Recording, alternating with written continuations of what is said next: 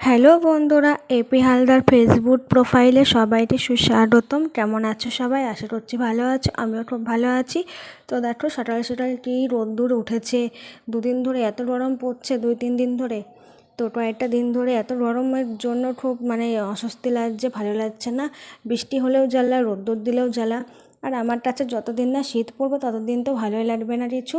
তো এখন ছানাটা পরিষ্কার করে নেব, দিয়ে ঘরটা ঝাড় দিয়ে নেব। তারপরে দেখি একটু যদি চা খেতে পারি, চা খাবো। আসলে কয়েকদিন ধরে এত রোদ্দুর দিচ্ছে, তার জন্য চা খাচ্ছি না।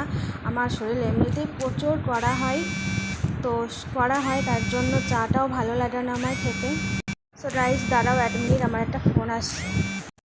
তো এই দেখো, তখন ফোন এসেছিলো, ফোনে কথা বলে নিয়ে এই যে চলে আসলাম। আবার ভাতের জলটা বসিয়ে দিয়েছি, বসিয়ে দিয়ে তারপরে এই যে এখন চালগুলো ঢেলে নেব। আমি এখন টোটোর মধ্যে চালগুলো ঢেলে নেব। আর এই চালগুলো হচ্ছে স্পেশালি আমার জন্য আনা হয়েছে, তার কারণ চিকন চাল এটা। তো চিকন সরু চাল ছাড়া আমি খেতে পারছি না ভাত। ওরা তো মোটা মোটা চালের ভাত খায়, তো সেই জন্য ওদের অভ্যেস। তো আমার তো সেই অভ্যেস নেই, তার জন্য এই যে বলে বলে বলে বলে আমার জন্য এই চিকন চাল আনানো হয়েছে। আর আমার হজমেরও সমস্যা হচ্ছে, খুব হজম হচ্ছে না, তাই বলে বলে চিকন চালটা আনানো হয়েছে আমার জন্য।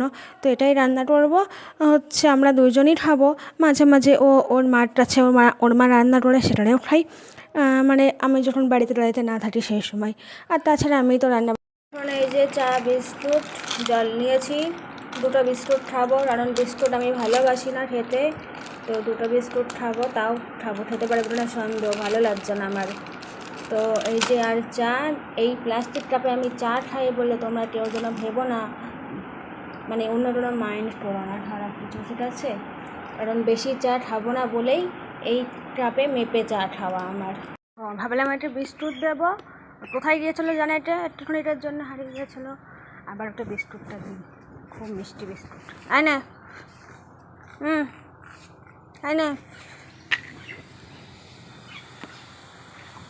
তো এখানে দেখো রান্নার জন্য চলে আসলাম। আলু কাটা আছে, উচ্ছে কাটা আছে, ফুলকপিটা কেটে ভাপিয়ে রাখা আছে। তো এই যে বলতে বলতে আলু আর ফুলকপি ফ্রাই করে নিলাম। তারপরে রয়েছে এখানে, তারপরে দেখো এনেছে আজকে বাটা মাছ আর চিংড়ি মাছ। এই দুটো দিয়েই ফুলকপি করবো একেবারে, বাটা মাছ আর চিংড়ি মাছ একসাথে। তো এখানে দেখো আমার মাছটা ফ্রাই করাও হয়ে গেছে। তারপরে দেখো এখানে মশলাটাও ফ্রাই করে নিচ্ছি।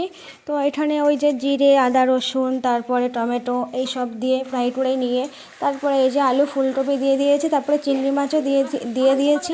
চিংড়ি মাছটা দিয়ে কষাচ্ছি একেবারে, যাতে চিংড়ি মাছের ফ্লেভারটা চলে আসে। তো তারপরে দেখো জল দিয়ে দিয়েছি। জল দিয়ে এখন এই সবজিগুলোকে সাঁতার কাটতে দেবো, ওরাও স্নান করে নেবে। স্নান করতে করতে সিদ্ধ হয়ে গেছে। তারপরে এই যে বাটা মাছগুলো দিয়েছি। তারপরে প্রায় হয়ে গেছে আমার রান্নাটা তৈরি। তো এই দেখো চলে আসলাম ফাইনাল লুক নিয়ে। তো আজকে রান্নাটা ভালো হয়েছে, আমাদের খাওয়া দাওয়া হয়ে গেছে। আমার খুব।